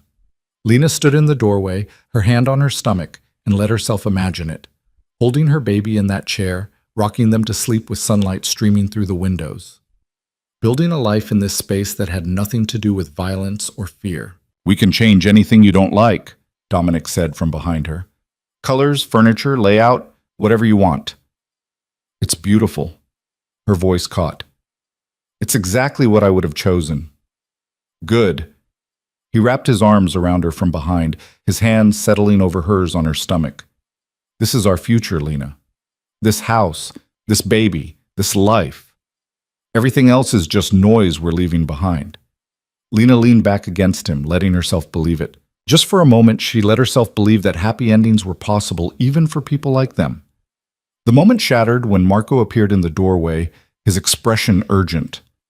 "Boss, we have a problem." Dominic's entire body tensed. What kind of problem? The kind where Anton had a fail-safe we didn't know about. He recorded everything: meetings, deals, confessions, hours of footage documenting illegal operations across the city, including ours. Marco's voice was grim, and he said it to release to the FBI if he died. The bottom dropped out of Lena's world. When? Timer was set for 72 hours after his last check-in. He died 3 days ago. Marco checked his watch. Which means we have approximately 2 hours before every federal agency in the country has enough evidence to put the boss away for life. "Can you stop it?"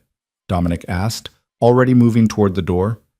"Maybe." Anton's tech guy is in the wind, but we found his backup server location. "If we can get there before the deadline, we might be able to shut it down." Marco fell into step beside them. "But it's going to be close." They raced back to the city, Sarah driving with controlled aggression while Dominic coordinated over the phone. Lena sat in the back, her mind spinning through scenarios, each one worse than the last. If those recordings went public, Dominic would be arrested within hours, tried, convicted, imprisoned. Their baby would be born with a father behind bars. "Where's the server?" Dominic demanded. "Office building downtown," Marco replied through the speaker. 15th floor, secured with Anton's personal biometrics. "We're bringing his body. We'll use his fingerprints and retinal scan to get in." The casual mention of using a corpse's body parts to bypass security should have shocked Lena. Instead, she just felt numb. This was the world she'd signed up for. This was the reality beneath every promise of change. They reached the building with 90 minutes to spare. It was a nondescript office tower, the kind that housed accountants and insurance agencies, completely unremarkable, perfect cover for criminal activity. "You're staying in the car," Dominic told Lena. "Like hell I am." "Lena, you said no more secrets. You said we face things together." She met his eyes. "I'm coming with you." "It's not safe." "Nowhere is safe." The words exploded out of her. "Do you understand that? Nowhere I go, nothing I do, no amount of hiding will ever make me completely safe. So stop trying to protect me from reality and let me be part of this." Dominic looked like he wanted to argue, but Sarah cut in. "She's right, boss. And frankly, we might need an extra pair of hands. The building security might not question a pregnant woman." After a moment's hesitation, Dominic nodded. "Fine, but you stay behind me at all times." They entered the building lobby posing as a family visiting a lawyer, Dominic in a suit, Lena visibly pregnant, Marco playing the role of concerned brother. The security guard barely glanced at them, waving them through to the elevators. The 15th floor was quiet, most offices closed for lunch. Marco led them to a door at the end of the hall, unmarked and locked with a biometric scanner. He produced a cooler from his bag. Lena tried not to think about what was inside, and extracted what they needed. The scanner accepted Anton's fingerprint, then his retinal scan. The door clicked open.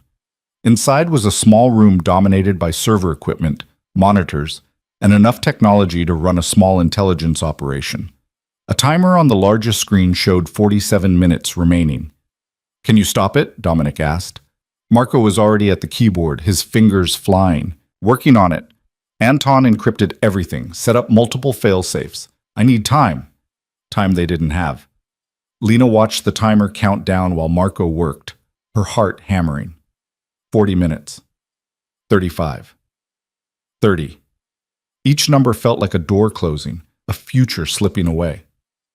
"I'm in," Marco announced. "But there's another problem. The system requires a password to abort the upload, something personal to Anton." "Try the obvious ones," Dominic ordered. His birthday, his mother's name, his home address. Marco tried them all. None worked. 20 minutes left. "What about his daughter?" Lena suggested. Everyone turned to look at her. Powerful men always have blind spots. Family is usually it. "He didn't have children," Marco said. "Are you sure? Check deeper. Illegitimate kids, secret families, anything." Lena moved closer to the screen. Men like Anton don't do anything without reason. If he was this paranoid about fail-safes, he'd make the password something only he would know. Marco dug through files while the timer ticked down. 15 minutes. 10. Lena's hands were shaking, her breath coming short. They were going to fail. The recordings would release, Dominic would be arrested, everything would fall apart. "Got it," Marco said.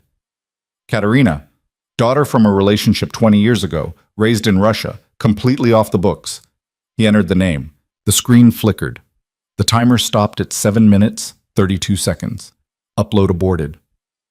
Lena's knees went weak with relief. Dominic caught her, his arm around her waist. "You did it." "We did it," she corrected. Marco was already wiping the servers, ensuring no trace of the recordings remained. "This is all of it. Anton's entire insurance policy gone. No more surprises." "You're sure?" Dominic asked. "Positive. I'm destroying the hardware too, just to be safe." Marco pulled a hammer from his bag. "Give me 5 minutes." They watched him systematically demolish the servers, reducing Anton's last revenge to sparking components and shattered hard drives. When he finished, nothing remained but electronic debris. "It's done," Marco said. "Really, truly done. Anton's gone, his organization is scattered, and his evidence is destroyed. You're free, boss."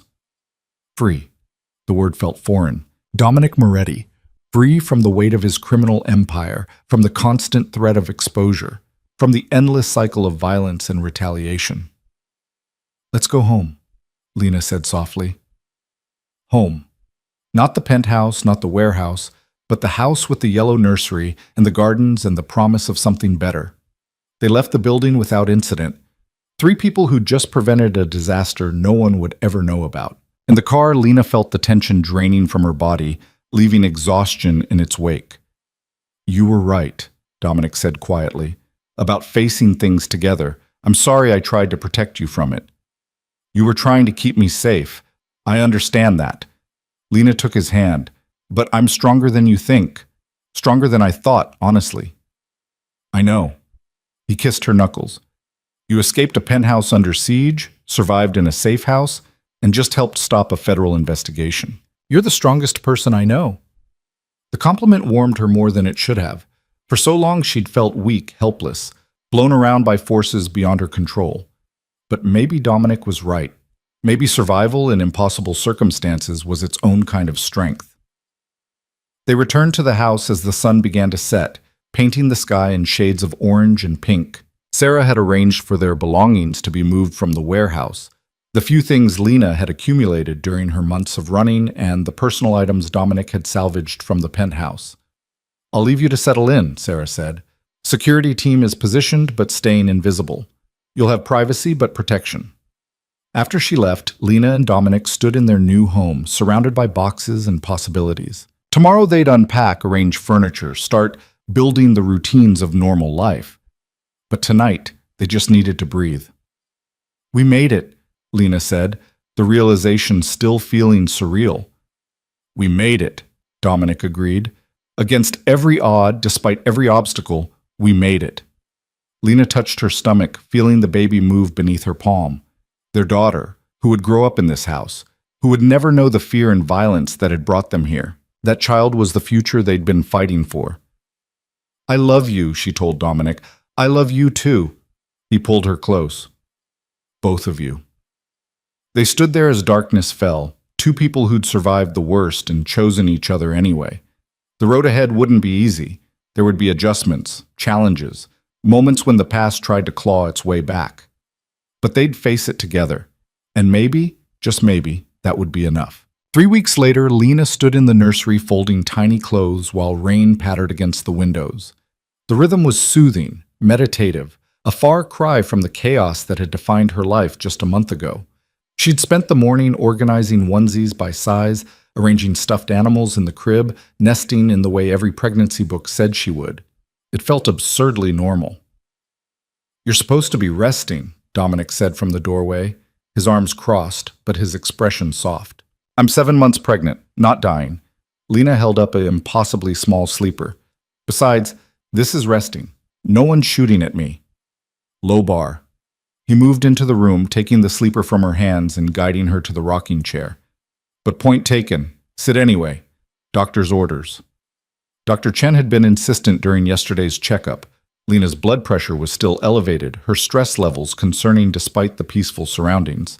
Rest was non-negotiable. So was staying calm, which was easier said than done when your entire life had been upended. Dominic knelt in front of her, his hands on her knees. "Talk to me. What's going on in that head of yours?" "I'm waiting for the other shoe to drop. The admission came easier than it should have. Everything's been quiet. Too quiet. No threats, no attacks, no unexpected problems. It feels wrong." "It feels peaceful," Dominic corrected. "That's what normal life is supposed to feel like." I don't know how to do normal." Lena's voice cracked slightly. "For months I survived on adrenaline and fear. Now there's nothing to run from, nothing to fight, and I don't know what to do with myself." "You learn." His thumbs traced circles on her knees. "We both do. That's what these next few months are for, figuring out who we are when we're not in crisis mode." It sounded reasonable. It even sounded possible. But Lena had spent so long braced for disaster that she didn't know how to relax into safety. The baby kicked hard, a sharp jab against Lena's ribs. She winced, her hand going to the spot. Dominic's hand joined hers immediately, his expression transforming into wonder every time he felt movement. "Strong," he said. "Takes after her father." Lena managed a smile. "Stubborn and dramatic. I prefer determined and commanding." "Same thing. Different PR." They sat in comfortable silence, the rain providing white noise, the nursery a cocoon of safety. These were the moments Lena was learning to treasure, the quiet ones, the ordinary ones, the ones that proved they'd actually survived. Marco appeared in the hallway, his expression apologetic. "Sorry to interrupt, boss, but we have a situation." Lena's entire body went rigid. Dominic stood slowly, his hand squeezing hers once before releasing. "What kind of situation?" "The kind where someone from your old life wants a meeting, says it's urgent, says it affects your family." Marco's voice was carefully neutral. "Victor Castellano." The name meant nothing to Lena, but Dominic's expression went cold. "Victor's been out of the country for 2 years. What does he want?" "To talk. He's waiting at the property gate with 2 men, no weapons, completely exposed. Says he's not here to cause trouble." "They all say that." Dominic's jaw clenched. "Tell him to leave." "He says it's about a debt, one you'll want to settle." Marco hesitated. "He mentioned your father's name." Something flickered across Dominic's face. Pain, anger, old wounds reopening. "My father's been dead for 15 years. "I know, which is why I think you should hear him out." Marco glanced at Lena. "But the decision is yours." Dominic looked torn, his protective instincts warring with curiosity. Finally, he turned to Lena. "I need to handle this. Stay in the house with Sarah. If anything feels wrong—" "I'm coming with you," Lena said. "Absolutely not." "You promised. No more shutting me out, no more protecting me from your world." She struggled to stand, her belly making quick movements awkward. "If this affects our family, I have a right to be there." "Lena, I spent months hiding and running. I'm done with that." She met his eyes. "You want me to trust that we're safe? Then trust me to handle whatever this is." The standoff lasted maybe 5 seconds before Dominic relented. "Fine, but you stay behind me, and at the first sign of trouble, you run. Agreed?" "Agreed." They walked to the front gate together. Sarah flanking Lena while Marco stayed at Dominic's side. The rain had lightened to a drizzle, the afternoon gray and moody. Three men stood outside the iron gates, exactly as Marco had described. Exposed, unarmed, visibly unthreatening. The one in front was older, maybe 60, with silver hair and the bearing of someone who'd once held significant power. His eyes went to Dominic with something that looked like relief. "Dominic Moretti," he said, "you've grown into your father's shadow." "Victor Castellano." Dominic's voice was ice.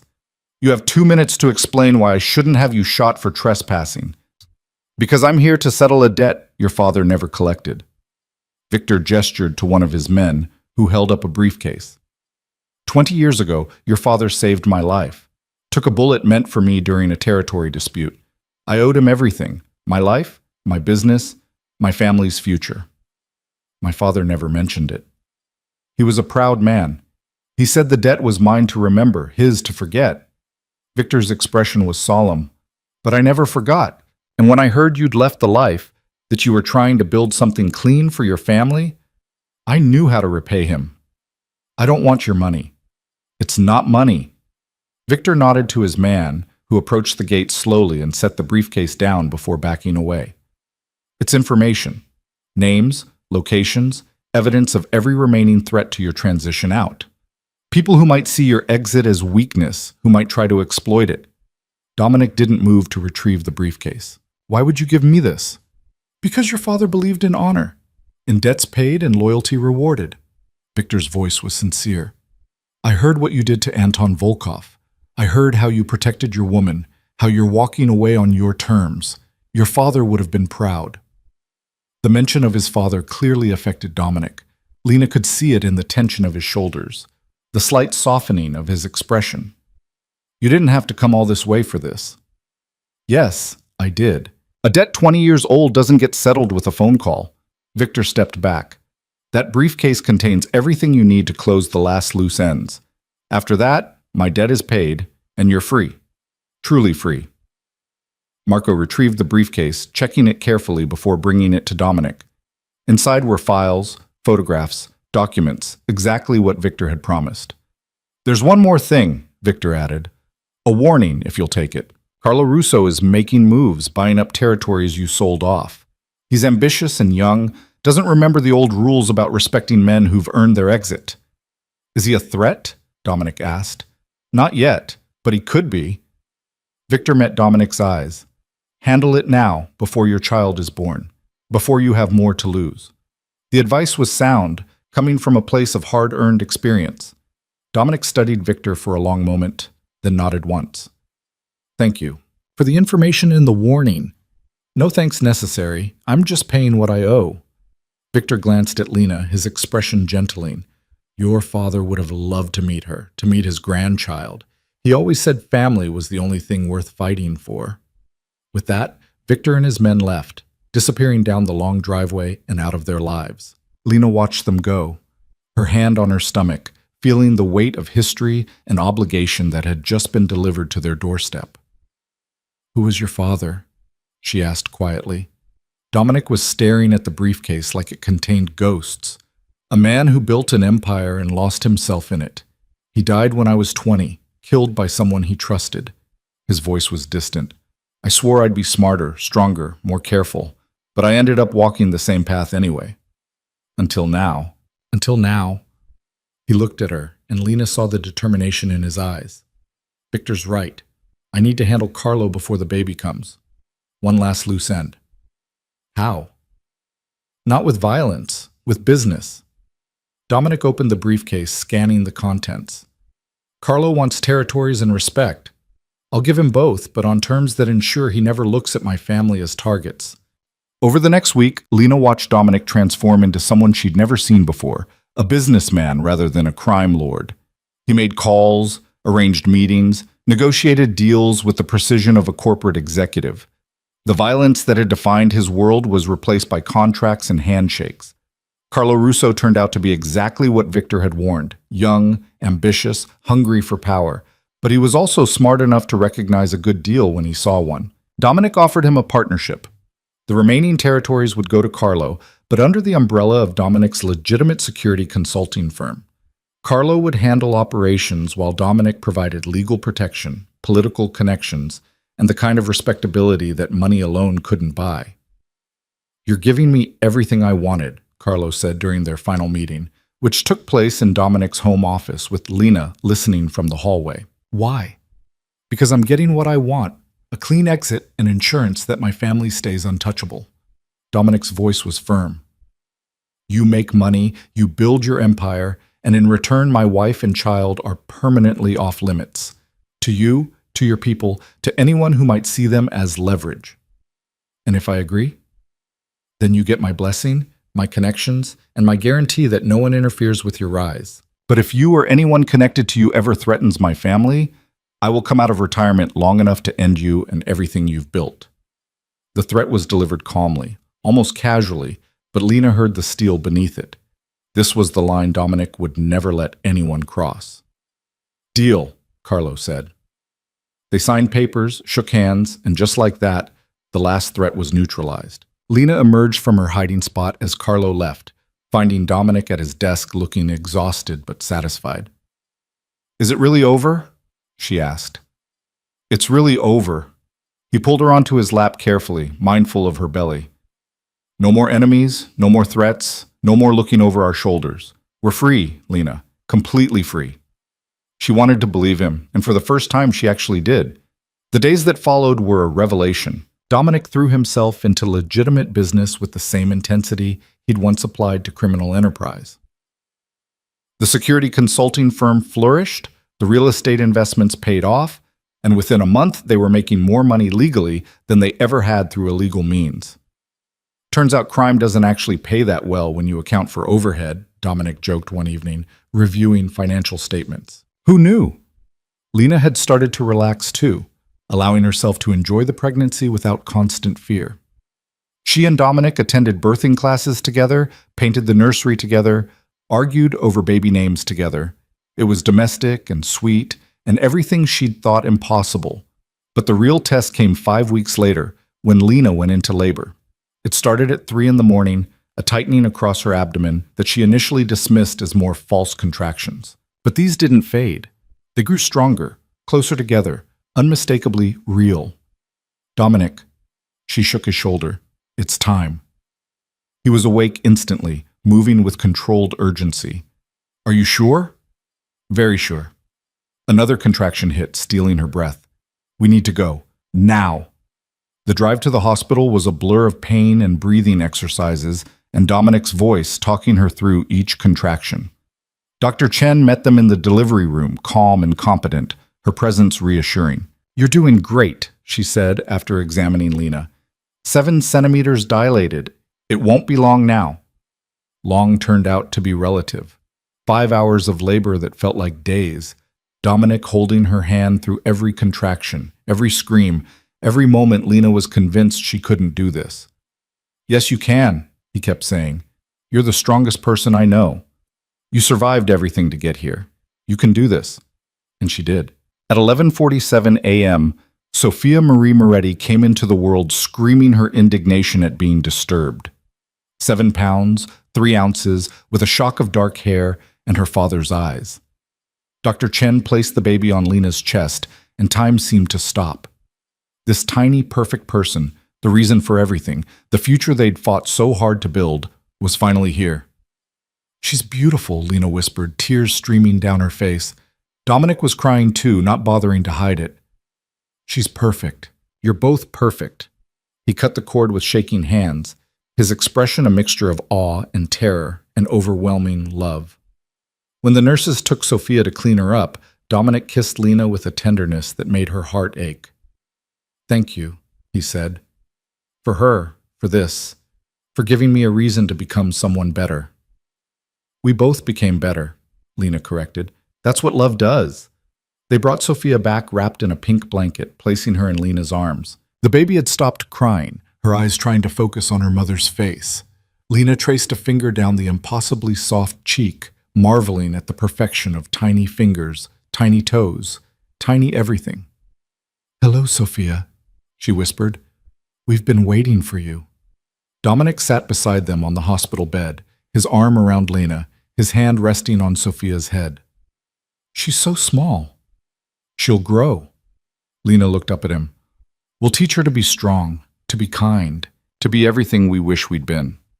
She'll be better than us, Dominic said with certainty. She'll never know the darkness we came from, only the light we built for her.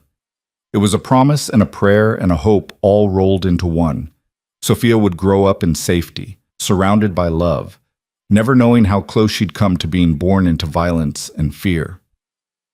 The hospital room filled with visitors over the next few hours. Marco arrived with flowers and an expression of stunned amazement at the tiny person who'd turned his boss into a sentimental mess. Sarah brought gifts and practical advice about sleepless nights. Even Dr. Chen stopped by off-duty to check on her favorite patient.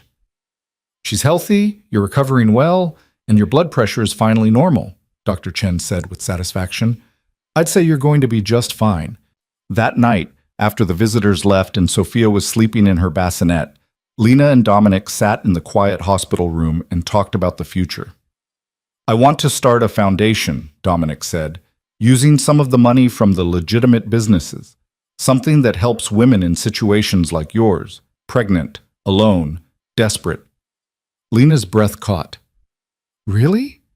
You said you wanted to make something good come from all this. That seems like a way to do it. He looked at their sleeping daughter. No one should have to choose between safety and survival the way you did. If we can help even a few people avoid that, it's worth it. The Sophia Foundation, Lena suggested, named after the reason we both changed. Perfect. Dominic kissed her forehead. We'll launch it next year once we're settled into being parents. The conversation drifted to smaller things, nursery decorating, sleep schedules, the logistics of life with a newborn. Ordinary concerns for ordinary people living an ordinary life. It was everything Lena had wanted and nothing she'd expected to actually achieve. They brought Sophia home 3 days later to a house that had been baby-proofed within an inch of its life.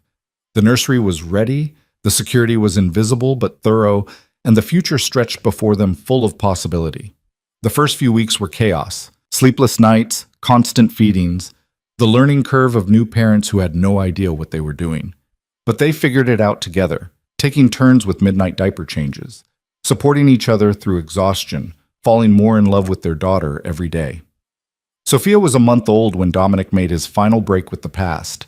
He called a meeting with every major player in his former world, arranged neutral ground, and made his position clear. I'm out, he told them, permanently. My territories are distributed, my operations are closed, and my family is off limits. Anyone who has a problem with that can take it up with Carlo Russo, who now controls everything I left behind. The room was silent. Then one by one, the men nodded their acceptance. Dominic Moretti had earned his exit. No one was foolish enough to challenge it. He came home that night lighter somehow, as if a weight he'd been carrying for years had finally lifted. Lena was in the nursery, rocking a fussy Sophia, when he appeared in the doorway. It's done, he said simply. All of it? All of it. No more ties, no more obligations, no more past coming back to haunt us. He crossed to them, pressing a kiss to Sophia's head. We're free to just be a family now. Sophia chose that moment to let out a massive burp, making them both laugh. The sound was light, genuine, untainted by fear or darkness. It was the sound of people who'd survived the impossible and come out the other side.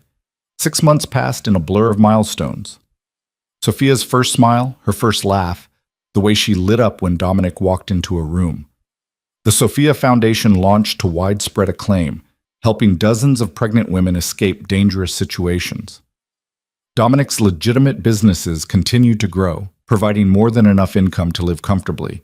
And Lena finally stopped looking over her shoulder. It happened gradually, so slowly she didn't notice until one day she realized she'd stopped flinching at unexpected sounds, stopped planning escape routes everywhere she went, stopped waiting for the other shoe to drop. You look different, Dominic observed one morning, watching her play with Sophia on the living room floor. Different how? Happy. Settled. Like you finally believe we're safe. Lena considered this, then nodded. I think I do. For the first time since I met you, I actually believe we're going to be okay. We're going to be more than okay. He joined them on the floor, Sophia immediately reaching for him. were going to be extraordinary. And they were. Sophia's first birthday came with a small party, just close friends, no business associates, no remnants of Dominic's old life. Just people who cared about them as a family, celebrating a little girl who represented everything good they'd managed to build from the ashes of their past. Lena stood in their backyard, watching Dominic chase a giggling Sophia across the lawn, and felt peace settle into her bones. This was the life she'd dreamed of during those lonely months in the diner. This safety, this love, this family. "You did good," Sarah said, appearing beside her with a knowing smile. "Both of you." "We survived," Lena corrected. "You did more than survive. You transformed." Sarah gestured to Dominic and Sophia. 6 months ago, who would have believed that man could be this happy doing something as simple as playing with his daughter? Lena smiled. "He's a good father. He's a man in love. That makes all the difference." That night, after Sophia was asleep and the house was quiet, Lena and Dominic sat on their back porch watching the stars. It had become their ritual, these quiet moments at the end of chaotic days, reconnecting and remembering why they'd fought so hard to get here. "Do you ever regret it?" Lena asked. "Giving up the power, the empire, all of it?" "Not even for a second." Dominic pulled her close. "I thought that's who I was, the power, the control, the empire. But I was wrong. I'm who I am right now, in this moment, with you and Sophia. Everything else was just noise." Even the violence?" "Especially the violence." He was quiet for a moment. "I won't pretend I'm a different person. I'm still capable of terrible things if someone threatens my family. But I'm choosing not to live in that space anymore, choosing to build instead of destroy." "I'm proud of you," Lena said softly, "for making that choice every day." "I'm proud of us," he kissed her temple, "for surviving, for fighting, for refusing to let the darkness win." They sat in comfortable silence, the night wrapping around them like a blanket. Somewhere inside, Sophia slept peacefully, completely unaware of the war that had been fought to give her this safe, stable world. And that was exactly how it should be. Years from now, Sophia would grow up knowing her parents loved her fiercely. She'd know her father had been successful in business, that her mother had run a foundation helping vulnerable women. She'd know safety and security and the kind of love that moved mountains. She wouldn't know about the diner where her mother collapsed. Wouldn't know about the mobster who'd nearly destroyed their family. Wouldn't know about the violence and fear and desperate choices that had brought them all to this moment. That history would stay buried, a foundation for the future, but not its definition. "I love you," Lena said, the words carrying the weight of everything they'd survived. "I love you too," Dominic replied. "Both of you. More than anything in this world." They stayed there until the stars began to fade, two people who'd walked through fire and emerged holding each other. The journey had been brutal, the cost high, the path uncertain. But they'd made it. And in the end, that was all that mattered. Inside, Sophia stirred in her crib, making the small sounds that meant she'd be awake soon. Lena and Dominic rose together, moving to care for their daughter, to embrace the beautiful chaos of parenthood. The past was behind them. The future stretched ahead, full of ordinary moments and extraordinary love. They'd survived the darkness and built something worth protecting, something worth celebrating, a family, a life, a love that had conquered everything thrown at it, and they were just getting started.